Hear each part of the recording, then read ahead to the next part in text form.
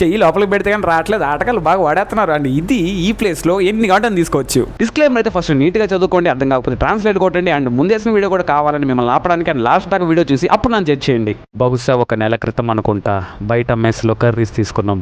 ఇంట్లో అందరితో పాటు నేను కూడా తిన్నాను. అందరూ బాగానే ఉన్నారు, కానీ నాకు మాత్రం కొంచెం అన్ఈజీగా ఉన్నింది. టైం అర్ధరాత్రి 12 అయింది. నేను తిన్నది మొత్తం బయట వచ్చేస్తుంది. ఉదయం 3 గంటలకు ఒళ్ళు మొత్తం కాలుతూ నీరసం, పైకి లేలేని పరిస్థితిలో ఉన్నాను. నాకు అర్థమైపోయింది నేను హాస్పిటల్కి వెళ్ళాలని. ఉదయం లేచి నేను ఒకటి డిసైడ్ చేసుకున్నాను, ఎప్పుడు వెళ్ళే హాస్పిటల్కి కాకుండా ఆ హాస్పిటల్కి వెళ్దాం అనుకున్నాను. ఆ హాస్పిటల్ గురించి నేను చాలానే విన్నాను. అసలు అక్కడ డాక్టర్లే ఉండరు, కుక్కలు తిరుగుతుంటాయి, ట్రీట్మెంట్ బాగుండదు, మెడిసిన్ బాగుండదు, పరిశుభ్రత అనే మాట అక్కడ ఉండదు, కావాల్సిన పరికరాలు కూడా అక్కడ ఉండవు. ఇలా ఎన్నో విన్నాను. నిజమేంటో తెలుసుకొని మీకు చూపిస్తా. ఆ హాస్పిటల్ పేరు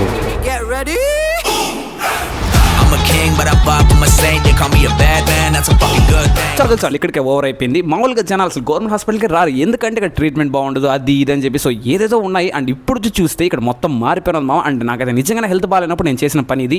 ఓపీ అయితే తీసుకున్నాను.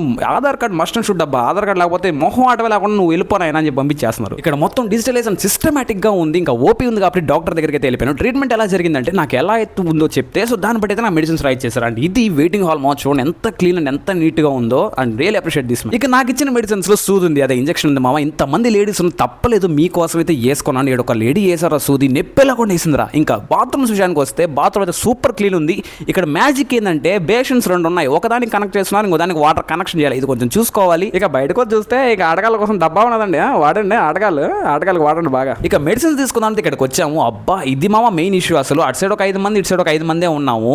ట్రీట్మెంట్ మొత్తం చేసుకొని రావడానికి 30 మినిట్స్ పడితే మెడిసిన్ తీసుకోవడం 40 మినిట్స్ పట్టింది. అన్న ఒకడే ఉన్నాడు, అన్న తప్పేం లేదు. ఇంకో కౌంటర్ ఉంది, అది ఎందుకు ఓపెన్ లేదు తెలియదు. ఇక మెడిసిన్స్ అయితే తీసుకున్నాను. ఈవినింగ్ అంతా మొత్తం క్యూర్ అయింది. హాస్పిటల్ నుంచి బయటకు వస్తే ఏదో పెద్ద హాస్పిటల్ పోయింది వచ్చినట్టయితే అనిపించింది. కొంతమందికి గవర్నమెంట్ హాస్పిటల్ అంటే అదొక గిల్ట్ మావా, అది ఎందుకో నాకు తెలియదు. నేను ఒకటే చెప్తాను మావా, డబ్బు నోడు ఎక్కడికైనా వెళ్తాడు, ఏమైనా చేసుకుంటారు. డబ్బు లేనప్పుడు ఫ్రీగా దొరుకుతున్నప్పుడు చేయించుకుంటే తప్పేవి.